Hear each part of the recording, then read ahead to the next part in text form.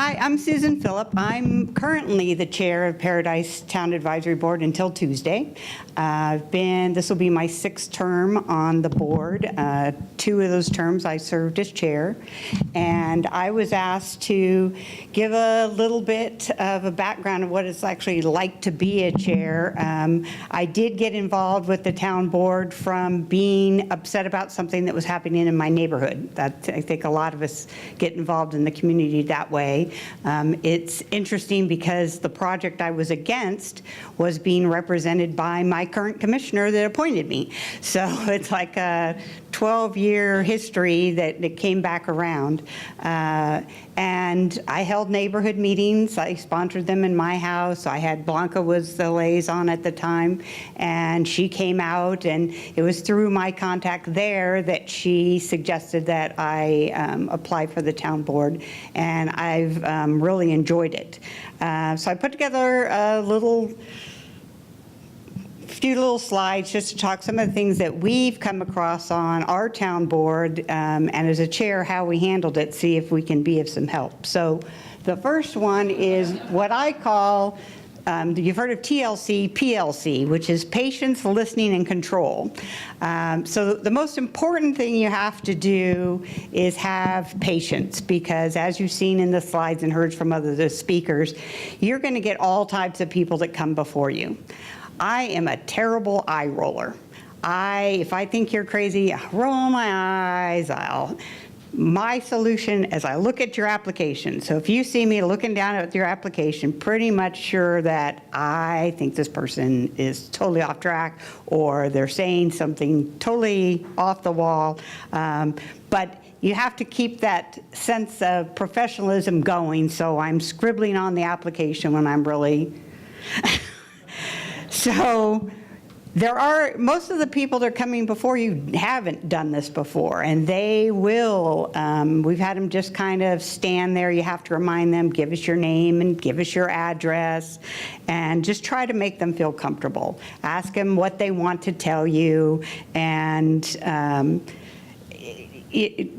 if they have plans, ask them if they have plans. If they just say, well, I want to open a beauty salon, try to ask some questions. You can't ask questions about the application, just tell us what you want to do, so that they start talking a little bit. And then you have listen, and by listen, I don't mean just to the applicants. I mean listen to your board members. So they talk a lot about, interjecting, don't be afraid to say anything. What I try to do as chair is ask each of my members as we get an application, especially some that are quite controversial, and you'll know because you'll see all these people out in the audience, and I will say, John, do you have any comments? Bob? I go all the way down the line. I make sure everybody had a chance to say something, so that they don't feel that they got left out of the discussion. And one of the reasons you want to listen to them is we all come from different neighborhoods in the township. We all have different occupations. I'm a commercial property manager. So when we look at a parking reduction, I'm looking at it as my side as a property manager. Someone else be looking at it as a business owner who maybe needs more or less. So you're going to get different perspectives from your board members, not just the public. So it's really important that that you listen to them and allow them to speak. You can't discuss any of it with them beforehand, so that is your first opportunity to hear what your fellow members even think of the project. It may be a lot closer to them. Bob Orgill is close in my neighborhood, so he and I have had to deal with a lot of issues that are really close to us, but we can't tell the other board members about it until we actually get there. So it's just real important for you to bring it up. I did have one member, though, several years ago. She didn't really understand what a tab was, and so she thought she was there more for a social aspect, and she would ask the most off-the-wall questions of the applicant, or something that had just blurred out something totally random. And you have to be polite and you have to let them speak, but you got to be able to rein in your board members too and not let them go out on a tangent also. Fortunately, that was the only occasion I ever had. The other thing was control. And they speak about 3 minutes, and there's 3 minutes for a reason. We've had people bring in single sheet notebook paper, a stack of them, and they start reading it line by line by line, or they don't know what to do, so they start reading you their application that you already have in front of you. So you don't be afraid to interject and move them along. To let them know, we only have 3 minutes. Why don't you give us your most important points, and then we'll ask questions. On the opposite end, you have people who aren't prepared at all, that you've heard today. And in those cases, you want to say, did you bring any pictures? Can you show us? We've had people even pull it up on their phones just to give us a better idea, because you don't want to reject someone because they weren't unprepared. On the other hand, my friend Bob over there is very well known. If you get one of those attorneys or those professional reps that come in, we've had them come in and think, hey, this is a casino. I do this all the time. This is what we want to do. They don't want to bring you anything. They just expect you to rubber stamp it because, hey, I'm Caesars. And he never lets them get away with it. They will come back with the prepared documents before we'll make a decision. One of the applicants that we had, and another thing about control, wasn't happy with the way things were going. And he actually had gone back and sat in the audience instead of staying up front where we were, and started making snide comments about people in the audience and the board members and how it was going. And it was a full room, it was packed. And so I didn't hear the comments until someone said something to him very loudly. And we told him, okay, we can remove you from the meeting if you don't cut it out. Fortunately, we didn't have to do anything. They calmed down. But on another occasion, I had 2 little old ladies sitting right in front of me, and I said, ladies, can you please be quiet or go out to the lobby to talk? And they quieted down. And the next day, I get a call that they called my commissioner and complained about how rude and horrible I was to shut down these 2 little old ladies. So it's all perception. You just try to be as professional as you can, but you can't win all the time. So the next thing I had is keep on track. And the one purpose we have at the meetings is to review the application before us. Just that application. We can't talk about anything else but what's in that application. And one of the tensest meetings we ever had, the neighbors got up, at least 20 of them were lined up to talk, and all they talked about was what a horrible guy this was.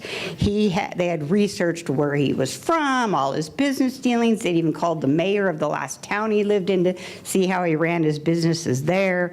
They had another case where we had a private investigator in the public, and she came up and to complain. She was part of a homeowners association, and she had done this report to present to me. And then she came back at another meeting over a church pastor that she gave me an entire dossier of this guy and everything he'd ever done wrong in his life, and he had so many aliases. And this thing had all the personal information you could ever want of someone. And I didn't even read it after I saw what it was. I took it home and shredded it. But we are here to look at the application, not to judge the individual. It doesn't matter how bad of a person he is, how much horrible things you've heard about him in the public. You can only judge what they're asking to do on that application. And the best way I've found to keep track of what's on that application is to go through each item individually. So they'll come in, they'll have request 6 variances. And you'll go, we're not going to give you all of those variances, so we just go through them one by one. Okay, yeah, we'll waive the landscaping, but we're not going to waive the setback. And that way you can move it forward without, because they've spent a lot of time and money by the time they get to us. Plans, architects, fees. you don't want to just toss them back and say, no, it's not going to happen. So if we can get it through and then make recommendations to the staff from our end, it'll go a lot faster. Because our purpose there is to help them through, not to hinder them. And the next one is I didn't know. One of the things we found from our history, and we've been very lucky, I've got 2 other members on Paradise that they've been longer than I've been. I've been there 10 years. They've been there much longer, is understanding the process. And we all know planning has a very limited staff. So what happens is you get this application to review at your meeting, and staff recommends approval. Well, the applicant goes in and tells staff what they want to do, and they bring some photos. They don't have time to go look at every single application, so they're saying, okay, based on what we see here, we'll approve it. But we know that that's not all true. So what our board does is we actually, at least one of us, will go look at everything. We'll take pictures, we'll do research, so that when we get there, we have something to base it on. And so I've got a couple examples. We have a tire shop, and my other board member, John, back there, he has a thing about tire shops in this town. This guy comes in for his use permit. He has to get it renewed every few years, and he swears he's fixed everything that was required in order to keep the use permit. And when we show him pictures and say, well, what's this? Well, that wasn't like that yesterday. They're gonna lie, and that's why you have to do your homework. We've got another one, it's a used car dealer who's only allowed 8 cars, and you drive by there and there's 17. Oh, but they're not there now. But you know that there's going to be 17 the day after his application gets approved. So it really pays to do your homework, to go out there and find out if what they're telling you is really true, because we know from experience that that's not always going to happen. The other ones we'll get are the little homeowners who will tell you, oh, it was that way when I bought it. Oh, I didn't know I needed a permit. My contractor told me I didn't need a permit. Those you have to use a lot more judgment on, because they could honestly not know, or they could just be trying to get by with something because a new guy moved in next door and he doesn't like the fact that their storage unit is right on the wall and is packed to the brim with garbage. So you have to judge those cases a little more quickly, carefully. If you had a carport that was out and right onto the sidewalk, you're going to say no. But if that carport is up against the wall and the neighbor next door has sent a letter or appears with him and says, hey, I don't mind, then you'll let it go.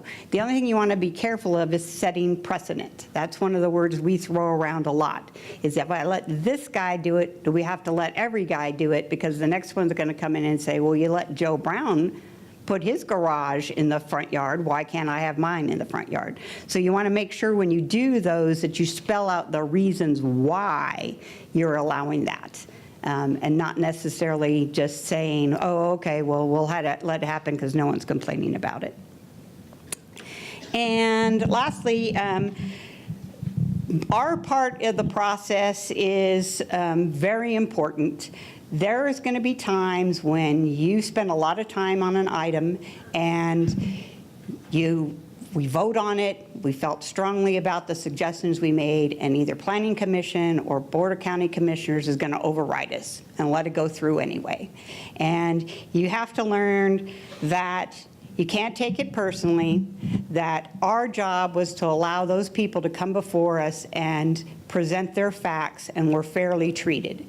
And as long as we do that, no matter what happens above us, we know that we did our job in giving those people a chance. I've had some very challenging times on the board. Bob and I have been accused of neighborhood meetings, having secret meetings. I've been told I can't vote on certain things if neighbors complain, but it all comes back to, using your gut instinct of knowing what you're doing is right and knowing when to step back. And I've met a lot of people. I really enjoy doing this. I'll do it as long as they'll let me. I learned a whole lot more about peafowl than I'll ever want to know.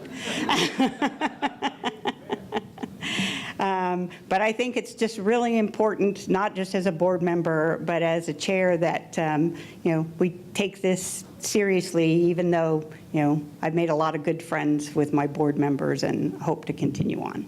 So, thank you.